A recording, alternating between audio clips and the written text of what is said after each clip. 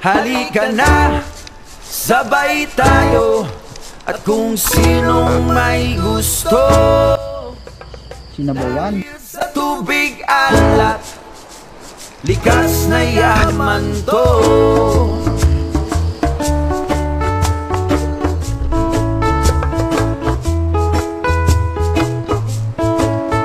Alright, have a nice day mga kaspiro. Kamusta kayo? Maraming salamat po sa patuloy na suporta at walang sawang panonood ng aking mga video. At syempre kung bago ka pa lang, subscribe na lang po. Comment lang para sa shoutout. Let's go! Panibagong episode na ating pamamana ngayong araw. Bali solo dive pa rin. Sana ay makahuli tayo ng marami at makahuli tayo ng ligtas. At syempre, napakalmada. O yun. Time check siguro mga alas 9 na. At gilat tayo ng pang-ulam at kaunting pambenta. Okay na. Tara, let's go.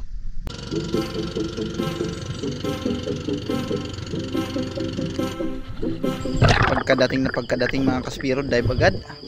At dahil napakalakas ng agos, hindi na ako tumagal sa spot na ito. Matapos kong mahuli itong putian ay lumipat ako ng ibang bahura.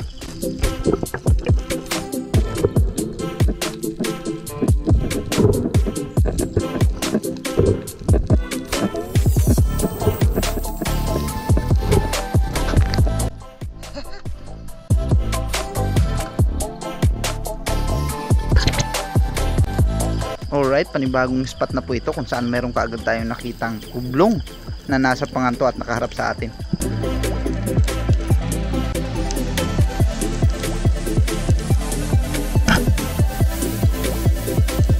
Ayun, oh, napakaganda ng pagkakatama, hindi nakagalaw.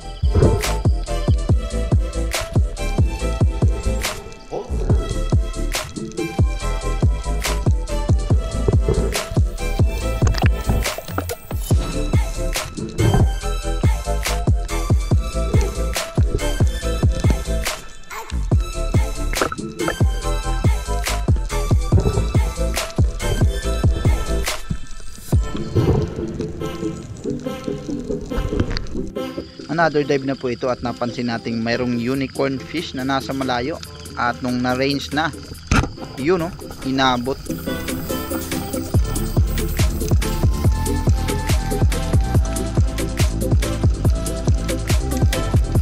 Hindi pa ganong kalakihan pero good size na.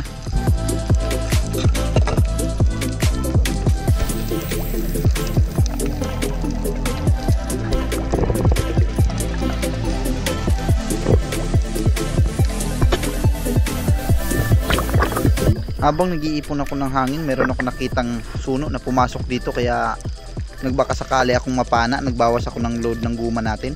At nung pagsilip ko, insakto, nasa labas yung katawan niya, kaya pinana ko na agad.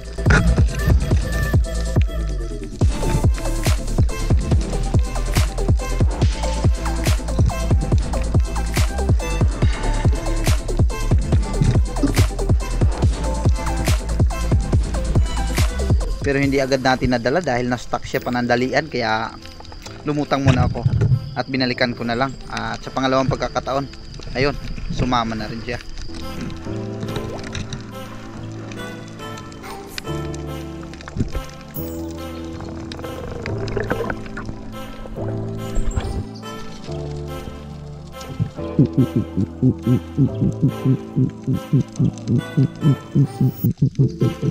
Habang nag-aantay ako ng isda na pwede nating mapana, ay lumingon ako sa paligid ko at nakita kong mayroong kawan ng mga Spanish plug, kaya inabangan ko yung magandang pagkakataon para mapitasan natin man lang kahit isa. Pero hindi agad-agad na lumapit, kaya nag-fish call tayo. May mga talakitok na lumapit pero mga undersize, kaya hindi natin pinana yan. Medyo nahirapan lang tayo makahanap ng target lock. Mabuti na lang mayroong nagpaiwan na isa, kaya ito yung ating pinana.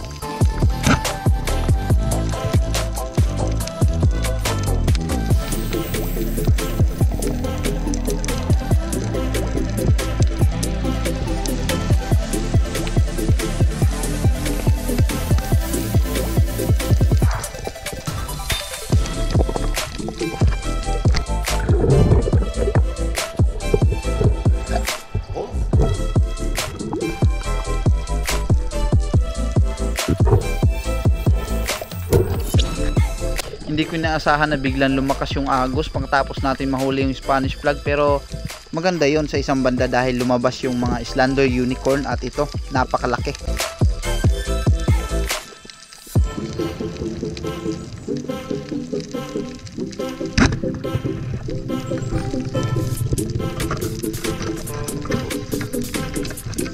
Tinamaan din pero sa pilitan, halos hindi ko na kasi maihawi yung ating pana sa sobrang lakas ng agos, kaya nung nasintrohan ay agad ko nang kinalabitan kahit naalanganin yung pagkakatama, pero mabuti na lang at nahuli pa rin talaga natin. Napakadaplis lang, kaunting perma na lang ito, bibitaw na.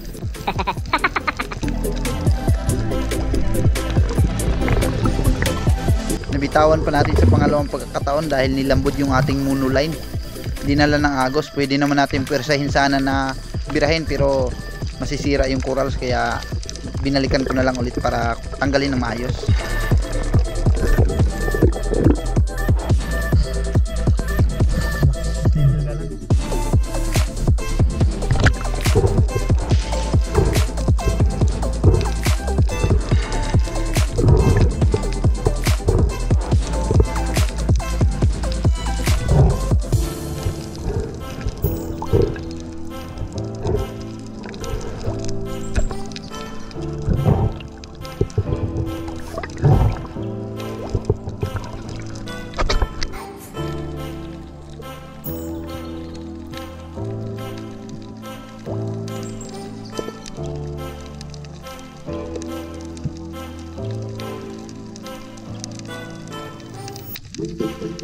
Dinahandahan kong silipin yung mga napakagandang pistuhan ng isda na bato na ito, pero walang laman.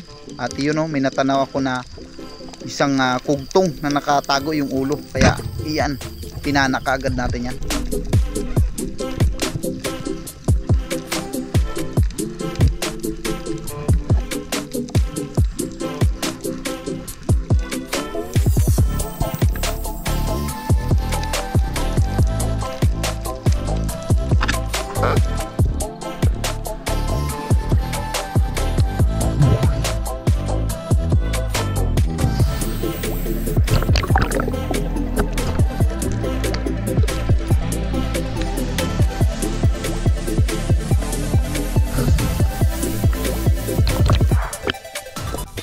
Hindi pa gaanong malaki, mga sobra 1 kilo pa lang siguro ito, estimate ko, pero goods na ito.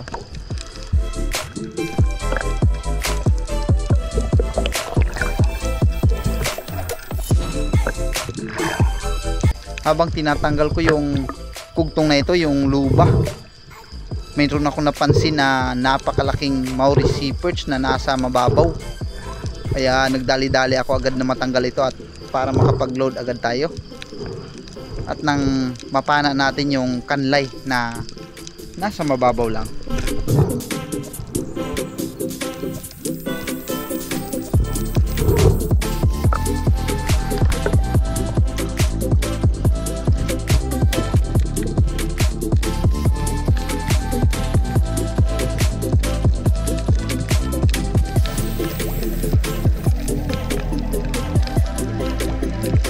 Pero medyo nadismaya ako dahil hindi ko kaagad nakita. Akala ko pumasok na ng bato, pero mamaya maya konti sumalubong na sa atin. Ayan na.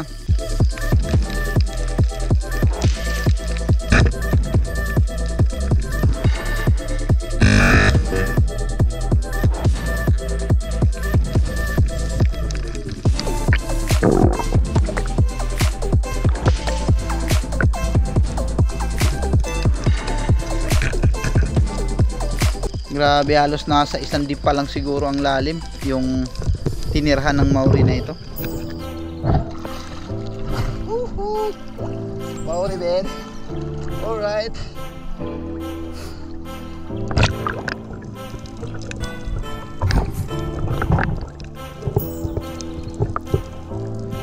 Grabe, nasa mababaw lang.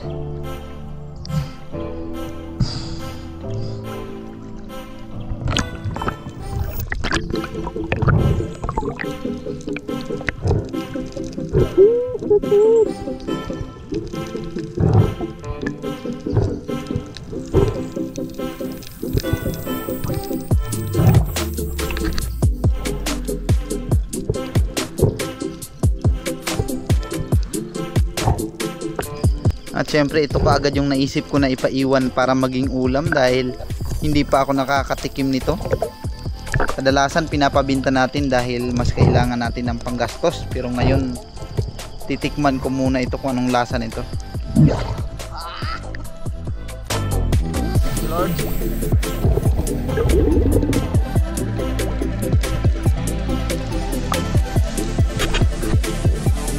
Matapos kong makapag-load, insaktong pagdaan ng katambak na ito, kaya yun, hinabot talaga siya.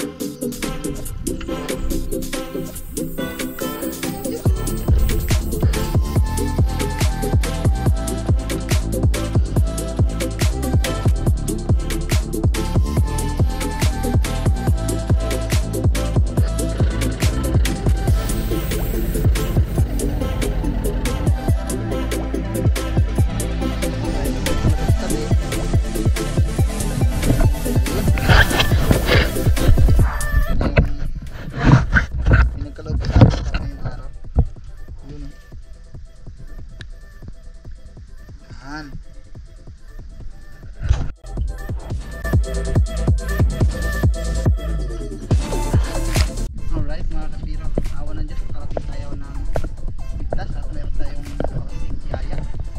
At syempre nakapabenta na tayo ng yung mga kasama nito. Yun o, Maori Sea Perch o Kanlay. Itong ulamin natin, gustasin natin to. Let's go! Binayaran din ng 520 yung mga kasama ng isda na ito.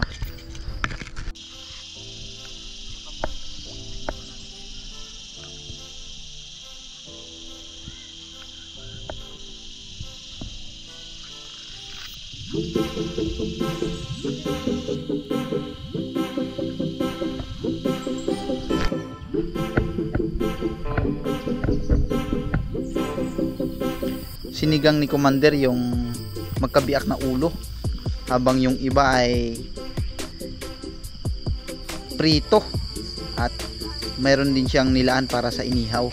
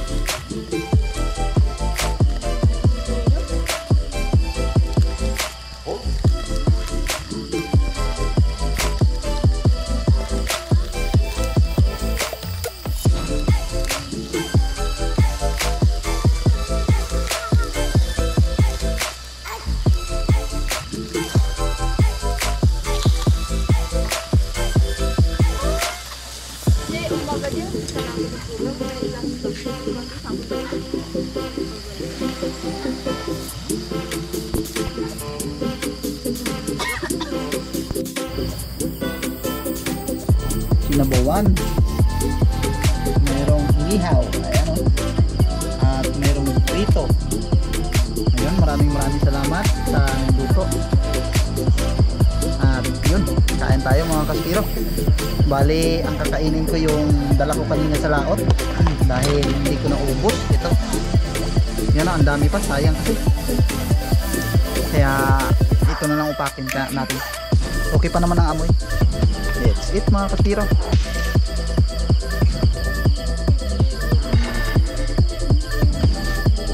Let's eat mga kaspiro. Ayan o, ang sabaw talagang wow. Oh, grabe taba talaga ng Maori. Ang tagal ko nang namamana, first time pala akong umulam ito. Si kadalasan binibinta, lalo na kapag nasa Taytay ako dahil mahal ang presyo ng isda doon. That's it. Saan yung tumol? Yun o. Yan, tungol. Tungol ng Maori. Eh?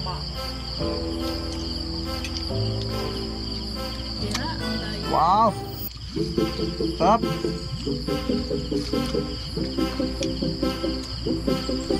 Ayun.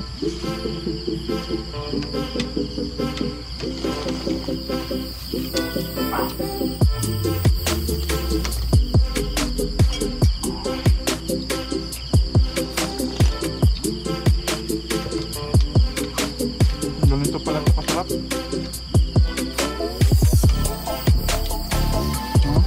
Inihaw.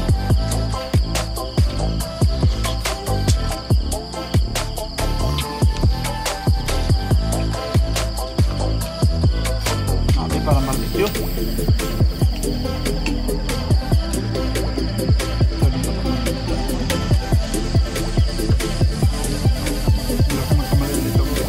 Shout out po kay Fishing and Cooking with Lakay, kay Kubusa Official, Jasper TV, kay Tarzan ng Palawan, kay Eric Jimenez, MJ Kayaban, kay Aarbok TV, kay Modisto Paul. Yon, thank you.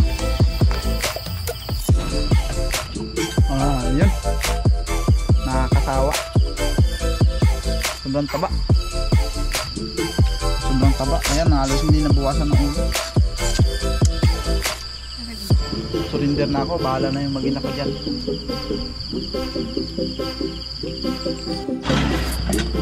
Ang daming tira.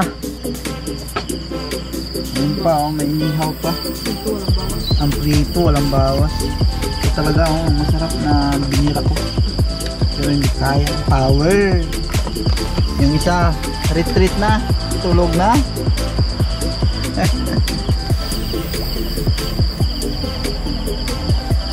Yan. Nililigpit lang para bukas.